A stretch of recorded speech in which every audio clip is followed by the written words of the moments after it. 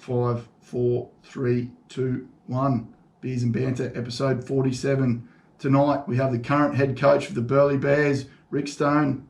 Rick, you've coached at the highest levels and we're looking forward to some great insights. Thanks for having me, Matt. Look forward to it. Let's rip in.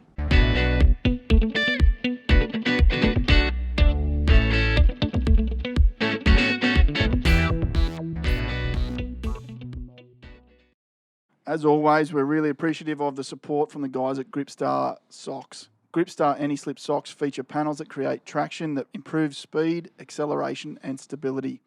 Gripstar socks are designed to deliver maximum comfort and flexibility, featuring a breathable mesh design that removes sweat and reduces odours. Perfect for high movement sports, working on your feet or lounging safely at home. Seriously grippy. Thanks for joining us, Rick. No problem, mate. Thanks for having us. So we've got to thank the guys at UAA, major sponsors of the Burleigh Bears this year. Yep. Been sponsors for a long time. That they're experts in the insurance for heavy plant industry. Is that right? That's correct. Yeah. Cranes, earth moving equipment, anything like that. Been associated with the Bears for up to 10 years, or about 10 years now. That's right. Great supporters of rugby league, and also new supporting sponsors, Play Up, who provide a great betting app. So the Bears are fortunate and happy to get the support from organisations such as Play Up, who are genuine fans of rugby league. That's for sure. Greg Ritchie's involved with Play Up, the fat cat. Well, yeah. I look forward to hearing more about that. So thanks to those two great companies, and thanks for joining us. Yeah, thank you. Now, always formality at the start of the show is it is Beers and Banter. We crack a stubby. I'm going to have a can tonight. This one's the Send It Down Huey. So I think this is sending back a bit of few dollars to the Aussie farmers. So I saw that at the bottle shop today and gave it a crack. But you said lager to me over the phone, so I thought I'd grab a couple of different lagers. Any lager's fine, mate. I've got the old 4X Gold, the Queensland Classic. So what did you think? I didn't get to see a lot of footy over the weekend. Shout out to the North Burleigh Nippers that have taken home the state championship over the weekend. But I was on the beach most of the weekend, so I missed the footy. But a fair margin, I think, too. North Burleigh Nippers. They didn't win. They shit it in. It was a great result for the kids. I don't know if that's appropriate, but they flogged them. It's been a 10-year plan down there for the coaches and came to fruition on the weekend. And a lot of hardworking kids, a lot of hardworking parents in the background to get them on the beach. So always is. I had my young blokes actually at Mowbray Park when they were young fellas. Yeah, just down the road. So good rivalry there with the two Burleigh clubs, the two of the best in Queensland. So, but yeah, what caught your eye out of the footy over the weekend? Oh, look, probably the new rules, I suppose, and the speed of the game. I read a little article from Peter Sterling. He was a little bit concerned about, the speed of the game and how the fabric of the game needs to be 50% attack, 50% D. And he was a bit worried that fabric might have been disturbed a little bit where the attack had too much of an advantage. So hopefully the officials can keep an eye on that, because I believe in what he's saying there. We don't want to turn it into a Super League game where the game is that fast that they just roll down the other end of the field and the attacking team always has the advantage. We need to be able to reward a quality defensive side as well. So I think everyone, particularly in the NRL, they've had a few goes of it. Obviously in 2020, Queensland Cup boys are just about to sort of get the implementation of those new rules this weekend. So it'll be interesting to see how that pans out. There was thoughts that it'd take the big guys out of the game too, but the Warriors sort of proved on the weekend that there's still a place for the big boys in the middle. Look, there's always a place for all shapes and sizes in our game, and hopefully that can continue. They really control the ball well, the Warriors. They didn't do anything flash, but they rolled down the field consistently, used their big men effectively, and got to their kick and put a bit of pressure on the Gold Coast team and come up with some, I wouldn't call them soft tries because they were on the back of plenty of possession, but tries close to the line. Before we get into a few other things, something I thought about over the weekend is the toughest part from the outside looking in of your job. Is it managing those guys that drop back from the top level? Is it the positional change, or is it managing the personalities when they come back? Oh, look, I think most of the boys, when they come back these days, have got a fairly good attitude. They understand the process and understand that if they're not playing, they train and prepare to play. So, it's no good sitting on the sideline and not doing anything. You can't push your barrel from there. So I suppose if you've got to come back into a second-tier team, the Burleigh Bears is as good a place as any. And my young bloke, Sam, he's likely to be in that situation this week.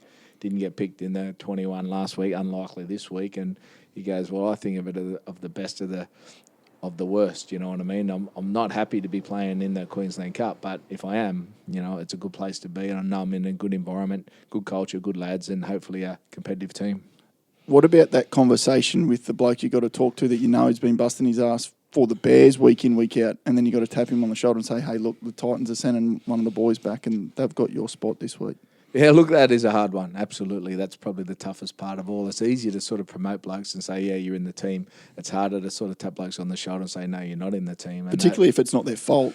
No, exactly. It mightn't be through form. It might be just the position that they're sending back. And, you know, that's going to happen at some stage throughout the year. We understand that. The boys understand that, but it still doesn't make that conversation any easier. But you like to manage that situation as honestly and, I suppose, with as much integrity as you can. So you mentioned it just before. Guys want to be training and playing footy. How hard was it? You've arrived back on the coast in November 2019, I think, roughly. That's about right. You got, is it one game of footy into the season? Yeah, one game, your first round of the Queensland Cup last year. And they called it. So you've got a 100% win record since you returned to the Bears, but how hard was it sitting on the sidelines last year? Oh, look, I suppose you make the best of the worst situation.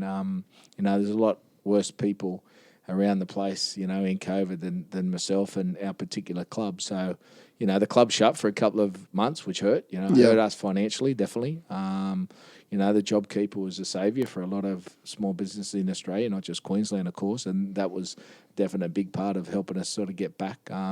It gave me a chance to probably have a look at some of our younger players playing in the local A-grade competition. So we got A-grade competition up and going for our under-20s and our reserve grade and our local A-grade, which made the grand final. They got beat by Runaway Bay. And our girls, our female sort of team was successful too. So I did a bit of a coach and coordinator's role there and floated around and tried to do something with the younger players and probably take stock and see where their evolution's going to be into 2021. Yeah, okay. And it's one of the biggest senior programs around, isn't it, really, the amount of teams that Burleigh fields on a weekly basis? Oh, absolutely. You know, it's probably the biggest senior club in Queensland. You know, we're currently hosting 9 teams. You know, 2 girls teams and an under-16s and under-18s, and under-21s, a local under-20s, a reserve grade, an A-grade, a Queensland Cup, you know, an open women's team and under-19s women's team. So 9 teams, not a lot of room, a bit of juggling and a bit of organisation, but some good quality people right across the board. There's probably 70 staff, coaching staff and managers that are across those 9 teams. So, wow. Yeah, there's plenty of people and plenty of organisation to do, but Damien Driscoll and the boys at the Bears have been doing it for a while. And, you know, the charter when I was at the Bears previously was always to promote and continue to strive forward in rugby league, and, you know, they're definitely still doing that. Yeah, that's great. Can we wind the clock back now? Take us back. Where did your rugby league journey start, and how did you get into the game? Yeah, well, my parents were teachers, and they moved around the state in New South Wales a bit teaching. You know, they started off at Inverell, where some of my elder sisters were born, and we went to a little place called Wentworth, which is sort of, I suppose, northwest of Mildura, way down where the Murray River joins the Darling, down in the south, I suppose, west corner of New South Wales. Yep. And, yeah, born there. Spent a couple of years there. Went to a little town called Finley, which is not far away from Albury, down on the Murray River, down in the Riverina. Probably, you know, grew up when I was a little kid, real little kid, playing Aussie rules. Didn't know what rugby league was, to be honest. When you were down there, you never hear about rugby league. It's all Australian rules football. But my dad was from Newcastle originally, and he planned to sort of move back where there's some better schooling, better universities and things like that. So we come back to Newcastle, I suppose, when I was about 8. And, we sort of settled out on the lake, which is about probably 30 minutes south of Newcastle. Really good place to grow up, you know, right on the lake, and the beach was close, and we had a park out the front, so we had a terrific upbringing.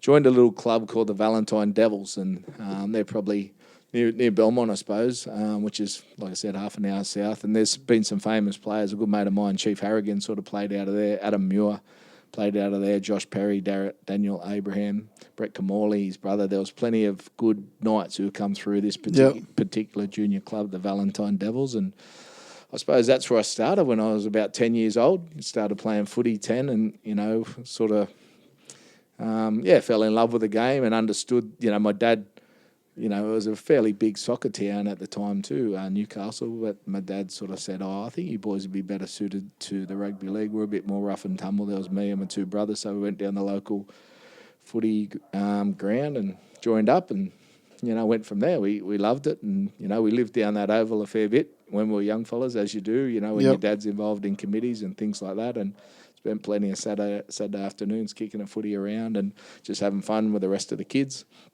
And then probably continued on to play some senior grade footy at Lakes United, which is I suppose the district club in the area, and was lucky enough to sort of go through into that area. Played in successful sort of 16s, 18s teams that were a really strong sort of competition pre the Newcastle Knights days in Newcastle, and played a bit of first grade. Ended up playing for New South Wales Country when I was young. I was 19. Played for New South Wales Country seconds in a game at Newcastle versus City, the old City versus Country days. Yeah, that was probably 1986. That's how long ago I was 19 and played in the centres. And Andrew Farrar sort of was playing with me, and a few other sort of senior blokes were playing in the team at that particular time. So then wasn't so much longer that Johnny King, the famous St George winger, sort of had a bit of influence with me. He coached me in an under-19 Newcastle team and sort of got me me and my brother went down to Sydney to trial with South Sydney just before the Knights come in, actually. It would have been around the 86 or 87 87, yeah, 87. What was that? The grand final. I think Raiders played maybe Manly. Manly? Yeah, Raiders played Manly in 87, and they used to, South Sydney traditionally held an invited trial the day before the grand final at Redfern, so that was on the Saturday, and the grand final was on the Sunday. Me and my brother went down, played in the trial. They were sort of happy with what they saw, and they signed us on the spot, and my dad was a bit, wasn't quite sure because the Knights were about to come in and play in 1988 as well, but we said, oh, well, we're going to get a bit of a crack here, so we decided to make a bit of a move, and that's where we started. We went down and played under 21s with South for a couple of years. I was probably 21 at the time by the time we got there in 1988. A couple of years later, my brother sort of captained the South under 21 side to win a comp in 1989, but I stayed there for a few years at South Sydney, played a few first grade games off the bench, didn't do anything starry. I probably was just a bit small and a bit little to sort of play first grade in the position I was playing. I played a bit of lock and 5/8 and hooker and second row and different positions like that. But I was always interested in the coaching. We had, some good coaches, obviously, at South Sydney. George Piggins was the head coach at South Sydney at the time when I was there. And he was a terrific man manager, George, and he didn't quite get enough raps for how he managed it, because in 1989, South Sydney won the minor premiership in first grade in the old New South Wales Rugby League. They got beat in 2 semi-finals, went out the back door, but it was a really successful year for South in first grade, and had blokes like Tugger Coleman who was running the show. Phil Blake was great, in that era for South. He was a hero of mine when he used to play at Manly when I was a kid. So I really sort of enjoyed sort of doing a bit of work with Blake. He was a really professional sort of player. Mario Fennick, Les Davidson, David Boyle. They had a pretty good side and a really hardcore sort of pack of forwards that would take it to most clubs. How old were you first grade debut?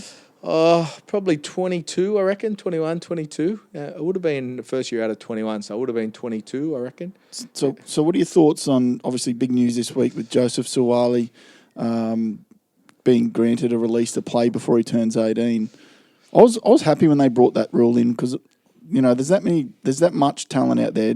I don't know if we need to rush kids into the game. When I always compare back to America, and I think, well, by the time you get out of college and really make it in the NFL, you're probably in that 21, 22 range, aren't you? And you've got something else behind you, where you throw a kid in the deep end at 17 and spit him out the other side, it's not necessarily going to be great. But you, having been there, might have a different opinion on the kids coming through. Look, I'm with you. Absolutely, I'm with you. I've seen some young boys play.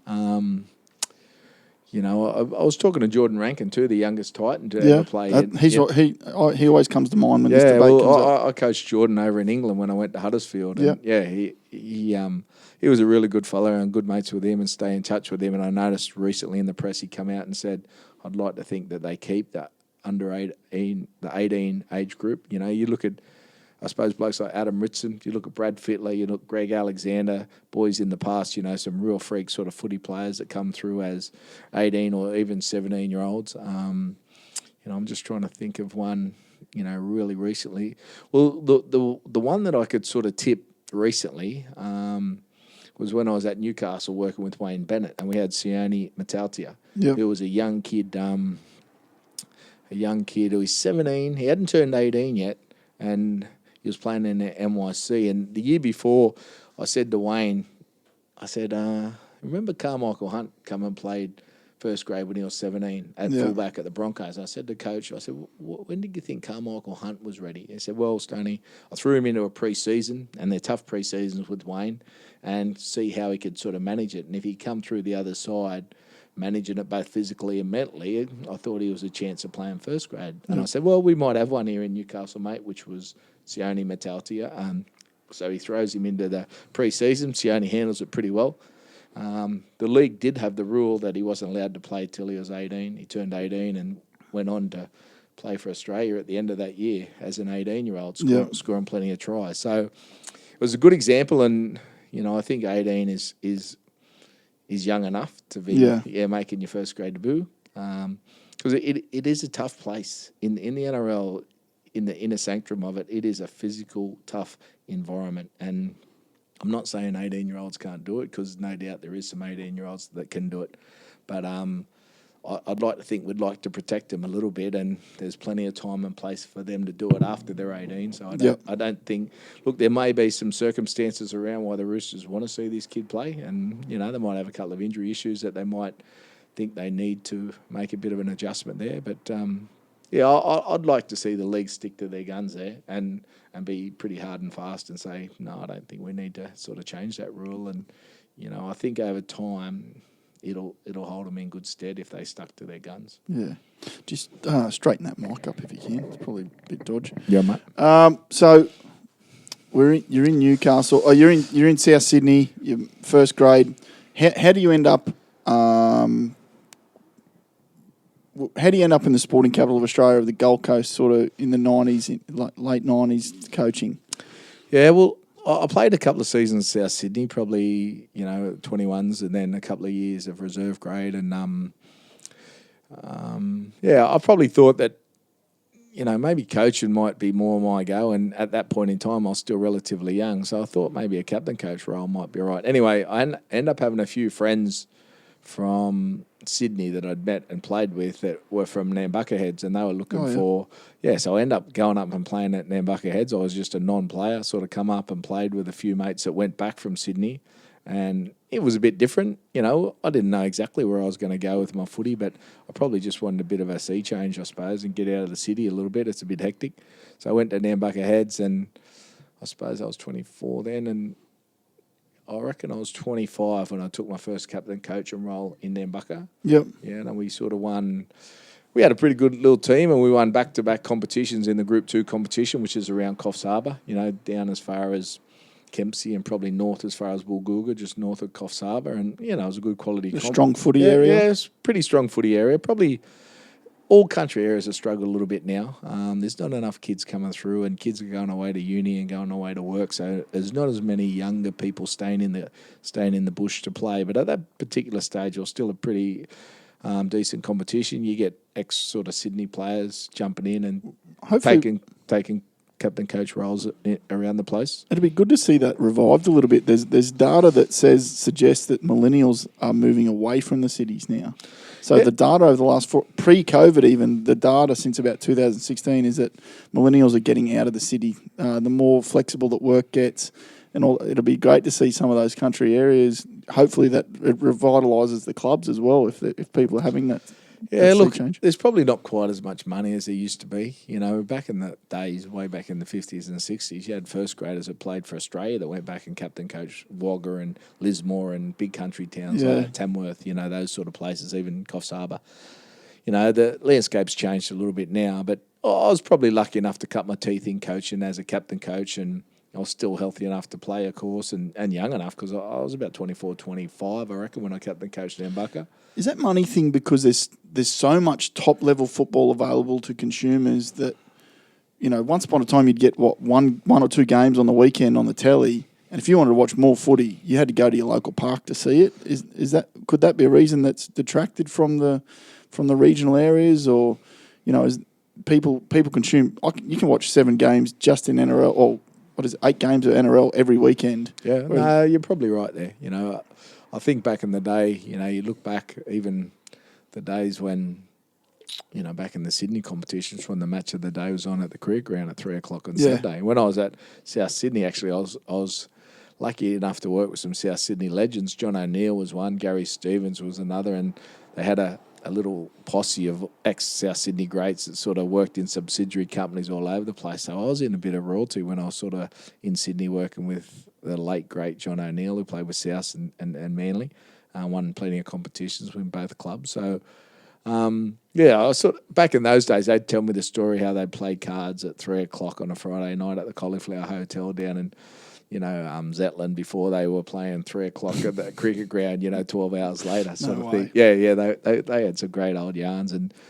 you know, the boys from Manly and boys from South and the boys from Western Tigers, they all sort of knocked around and, you know, had some good times. Even St George legends had some good times with each other. But getting back to where I finished, a couple of years at Nambucca, won a couple of competitions, got a little bit of, I suppose, credibility along the way. And my brother and a few of his mates moved from Newcastle up to Burleigh to play at the Bears. You know, at the time the Bears weren't going great.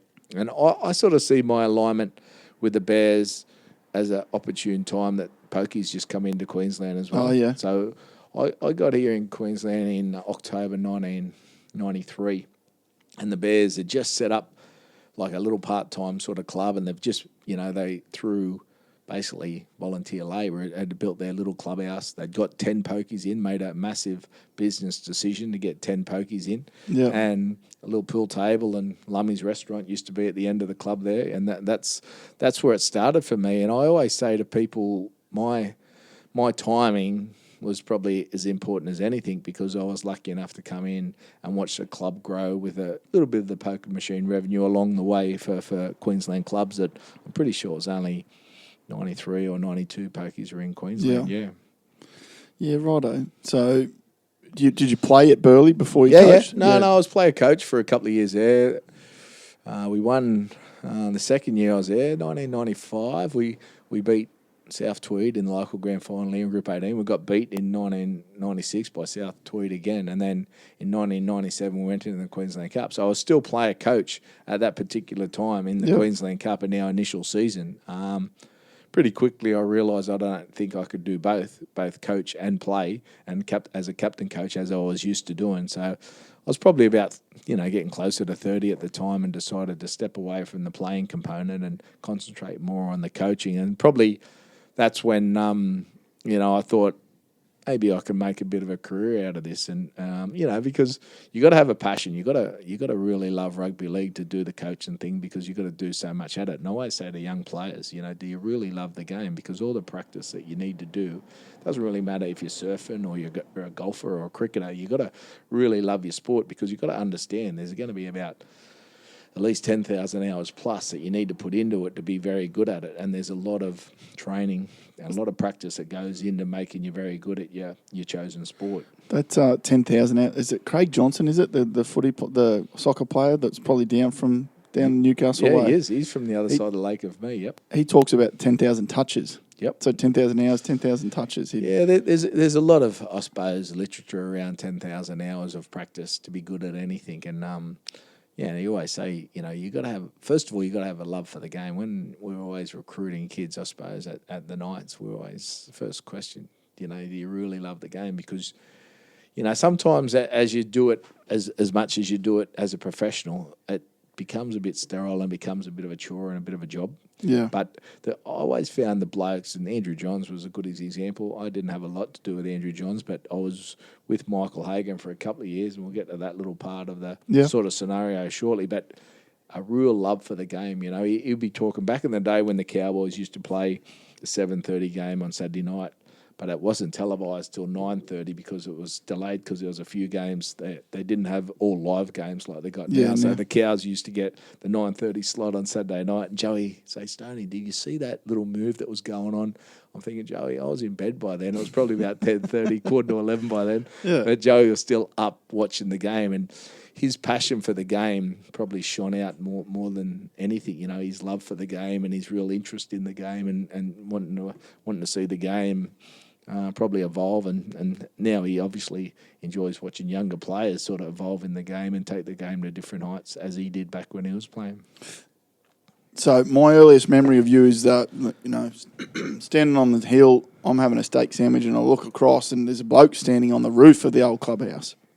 And it was like, wow, this coach, you know, were you one of the first guys to try and sort of get it from a different angle at that local level? You know, most coaches are still standing down on the sideline.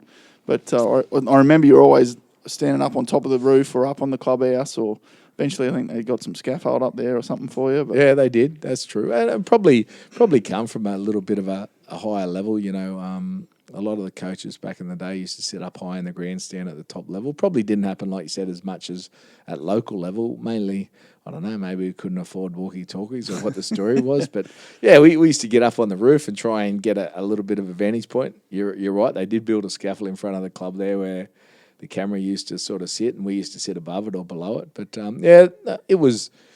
Mate, we had some really good times at Burleigh. We had a really good committee. You know, Laurie Orr was the president when I come, and he's still the president now. That's 25 years on. Yeah. So he was a great supporter of mine. Ian Amos was a club manager, and he just recently retired. He was a stable figure, and we had a pretty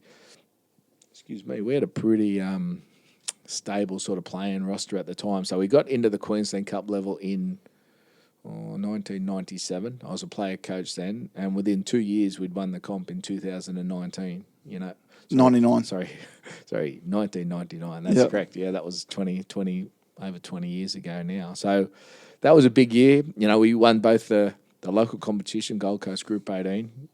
We beat Seagulls in that, and we beat Redcliffe in a cliffhanger of a Queensland Cup. I think it might have been 12-10 in the grand final, and we actually got a chance to play Great Britain. I don't know if you remember that, but later in that year there was a Four Nations. I think so. Going on, and Great Britain come to town, and they were looking for a warm-up game before they were to play Australia. So I remember Brett McConnelly was only little. He was in our under-19s at the time, and he played in the game.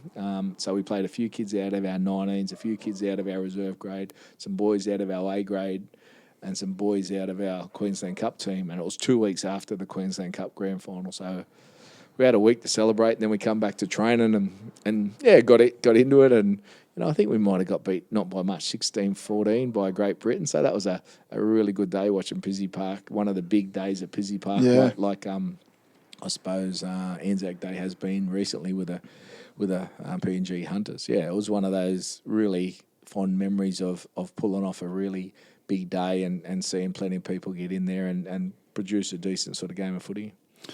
And then, win again in 2004, is that right? Yeah, look, we had a pretty stable team between 1999 and probably 2005. I don't think we finished anything less than fourth. We were pretty consistent and we were challenging most of the year. We played in grand finals in 93, 94, 95.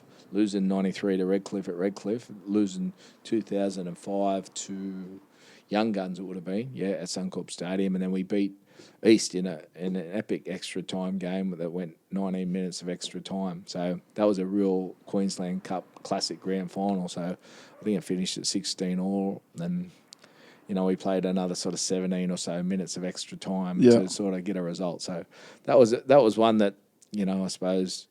We were a pretty solid team back then. We didn't have any NRL affiliates at the time, but we always had a good quality sort of team, and we were always competitive. And it's very similar to, I've come back now sort of 20 years later, and the same ingredients and same culture are still there, which is great. You know, Luke Page some of the senior players there hold everyone accountable for their standards, and they're still very, very, I suppose, protective of the quality that they want to bring, the Bears team each week. So that's pretty important.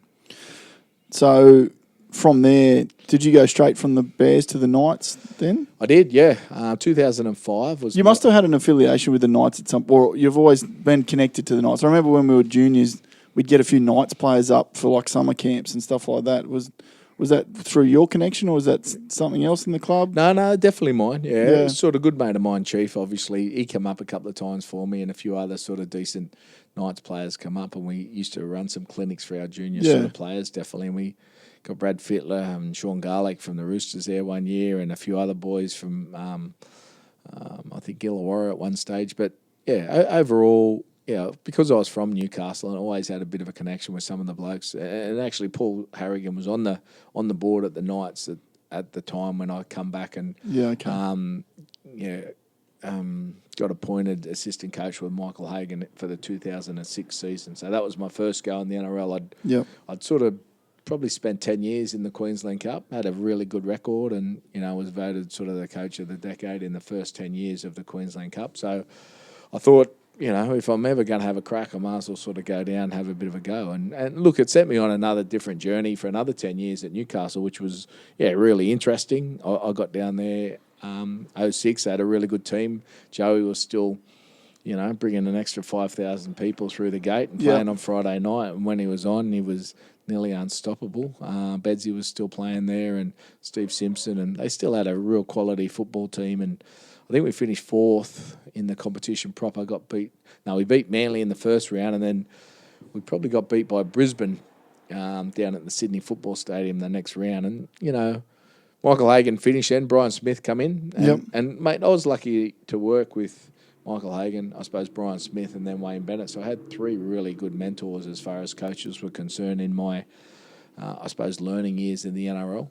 Brian Smith was great. He was a really influential component of my career and probably opened up a new way of looking at the game. And he spent sort of 3 years at Newcastle, and sometimes he got probably unfairly scrutinised a little bit for how he sort of managed things. But he is a good coach at setting up a club from top to the bottom, from under 16s right through to the NRL. And, Newcastle was a good town for him because the pathways in Newcastle were strong. There was a lot of kids playing footy, and, he could set up a club which could streamline and accelerate kids from, young men through to NRL first grade. And Newcastle had always done their best work, 97 and 2001 premierships, when they'd had a great component of local juniors in the team. And he could see that. And, he didn't quite get the results he wanted, and over, we had some indifferent years. But at the end of probably 2009, we were... we were sitting all right. We were sitting in the top 8, and things were starting to sort of go the wrong way for certain reasons. And anyway, they ended up getting rid of Brian Smith, and they weren't going to bring a coach in. So as a senior assistant, I got a chance to sort of coach the first grade side for the end of 2009. And probably last 3 games, and then into the semi-finals. We ended up playing Bulldogs, I think, in the first semi-final. We finished 8th, and they might have been, I don't know if they were... if it was a format that is now. No, actually, we finished 7th, so we played probably the 6th. Probably you were the third place team, which is Bulldogs. No, a bit strong for us on the day, but it was a whirlwind sort of couple of weeks for me. Probably going from an assistant coach, we played Melbourne in my first competition game, and we got out to a great start and sort of rolled Melbourne. We had a good record against Melbourne at Newcastle, but we never had such a great record down in Melbourne like most teams wouldn't. But anyway, it was a good start. We had a win on a Monday night, I think, against Melbourne, and then we won another couple of games, and then we were straight into the semi-finals against the Bulldogs and got rolled in that one, but stayed on for another couple of years and as head coach in 2010 and 2011.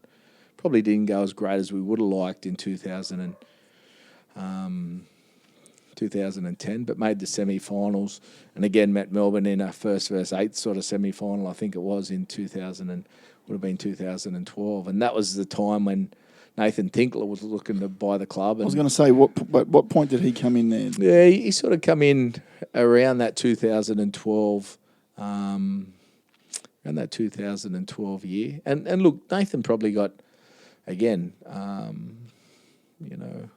probably criticised in certain ways for certain things. But look, we had a really good chairman, a solid bloke, Queensland country bloke, Robbie Chew was his name. He was a land evaluator, and he made sure that Nathan and his company weren't going to sell the Knights down the river. So he put a pretty strong contract in place. And,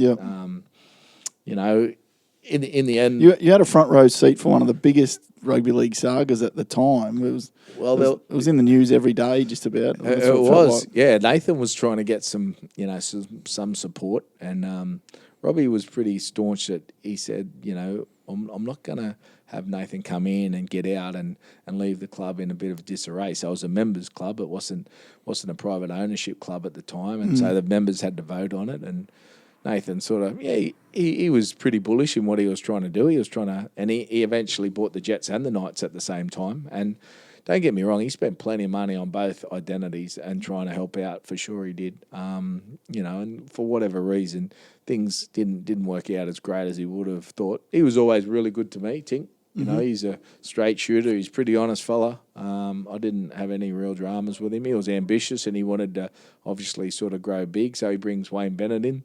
And, Wayne Bennett's the best coach in the game at the time. So I thought, well, I'm happy to sort of sit around and learn a little bit from Wayne Bennett. My kids were pretty settled at school and, weren't that keen to move. Had a few opportunities to move and maybe be an assistant at other clubs. And I thought, no, we'll sit tight here and see what sort of unfolds. And, yeah, we had some good years with Wayne.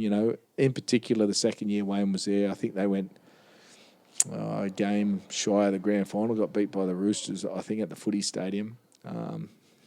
Maybe 13 Roosters probably went on to win the grand final that year. But, it was a great learning curve for me to learn off one of the best coaches and probably have a little bit of a diversity with Michael Hagan originally, who was a great tactician, a good coach in his own right. Brian Smith, terrific sort of coach as well. And Wayne Bennett, a little bit different to those boys, but a really good man manager and a person who knew the rugby league animal really well. So, it really helped round off, I suppose, my education. I've been coaching for a fair while now. It was probably, nearly 20 years worth of coaching. So I'd had a fair apprenticeship, but just to work with those three boys at the end of that particular apprenticeship, just put a bit of polish and gave me a little bit of realisation. I think I could sort of manage this. So I think when Wayne left in 2015, I got to go. Started off the season really well, probably won our first 4 or 5 games. And we got plenty of injuries and we got banged up a bit and things didn't go well. And next thing you know, you're out the door. And that happens in footy, unfortunately. It seems like there's not a lot of patience. It seems too easy to sack the coach because you can't sack any players. Well, you can sack some, but you can't sack them all, can you? Yeah. So it is.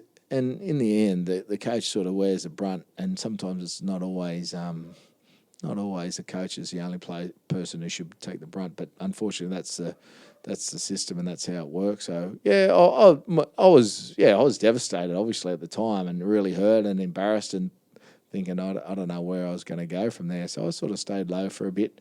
After that, I did a bit of coaching. Bit of coaching just with my young fellas teams and just went back and tried to sort of get a little bit of fun. Because sometimes, when you get churned up and spat out in the NRL system, it leaves a bit of a sour taste in your mouth. So I sort of took a bit of time and then went back and just coached some kids footy and just for the fun of it again and really enjoyed that and got a chance to go to England, probably less than 12 months later. It might have been June or July the following year. Yep. I got probably March around August that year and probably spent, not quite a year, probably 6 to 8 months.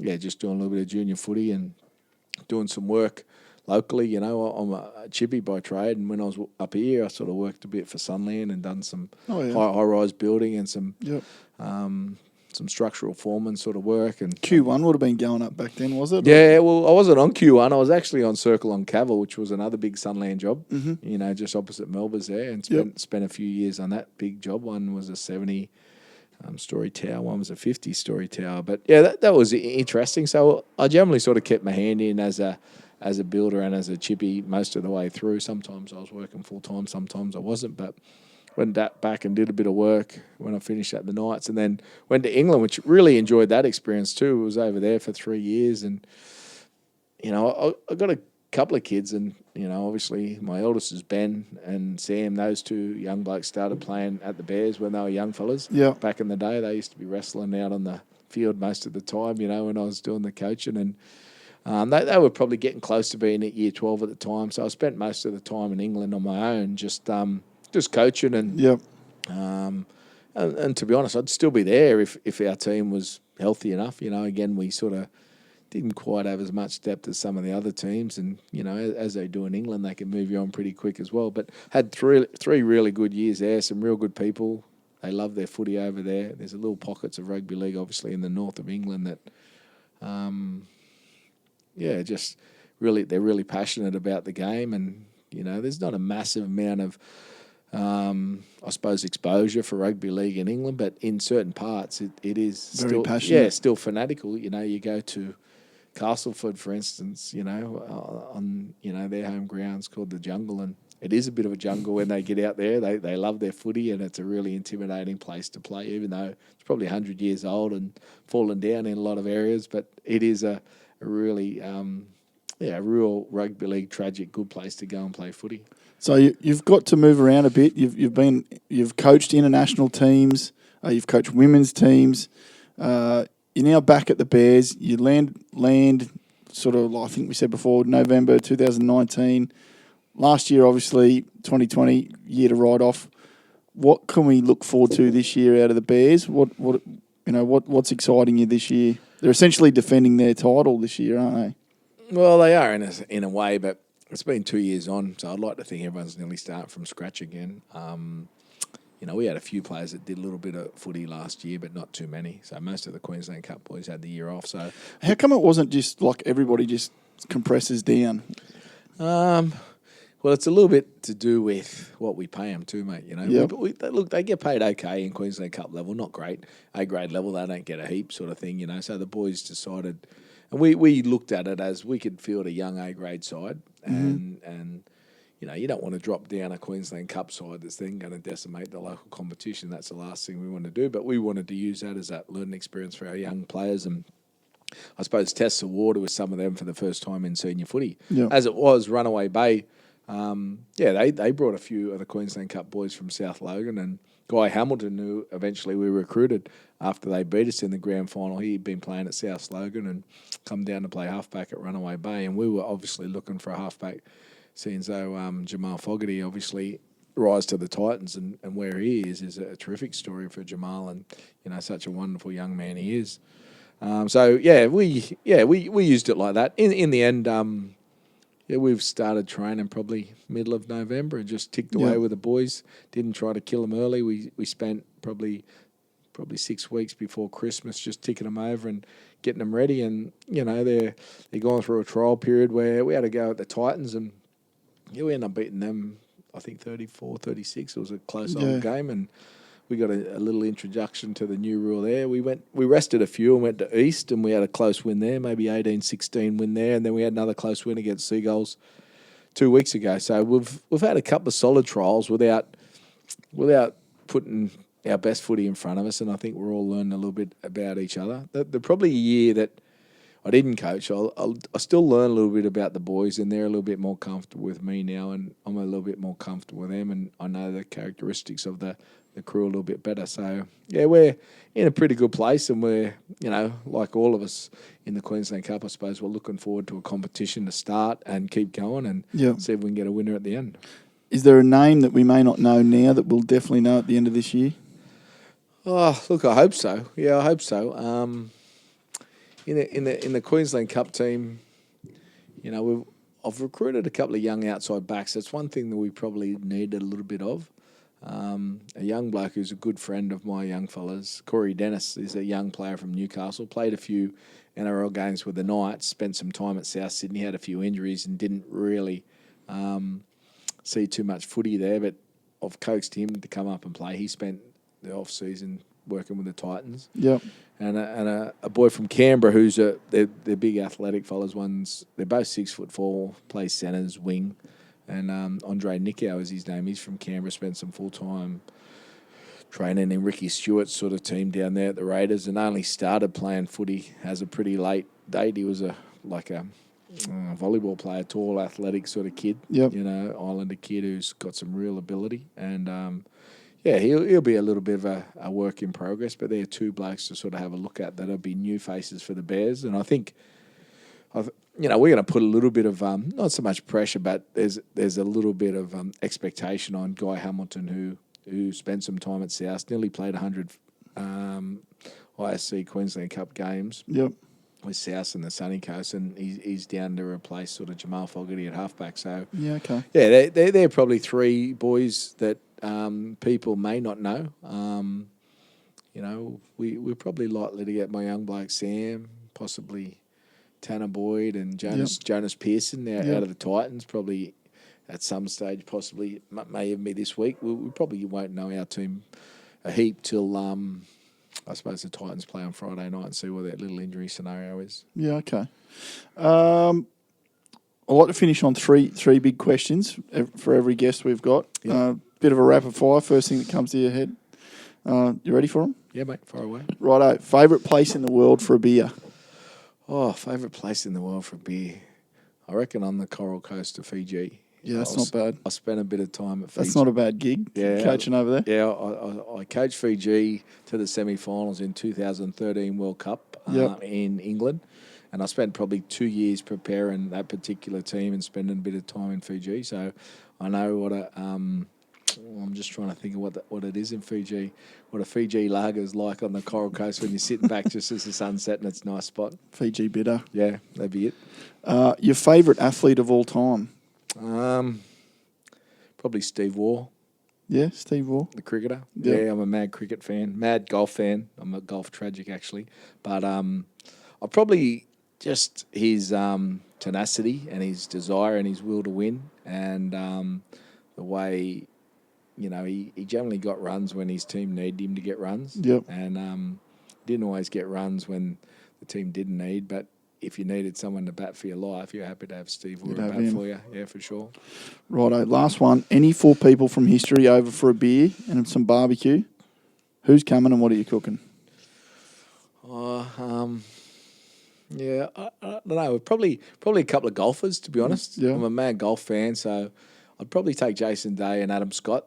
They're two sort of good Aussie blokes that I think represent Australia really well. Yeah. And, not just as golfers, but as people as well. I think Adam Scott listens to the pod, so hopefully we might be able to arrange that. Yeah, hopefully Scotty's listening. Good luck this week, Scotty, if you're listening.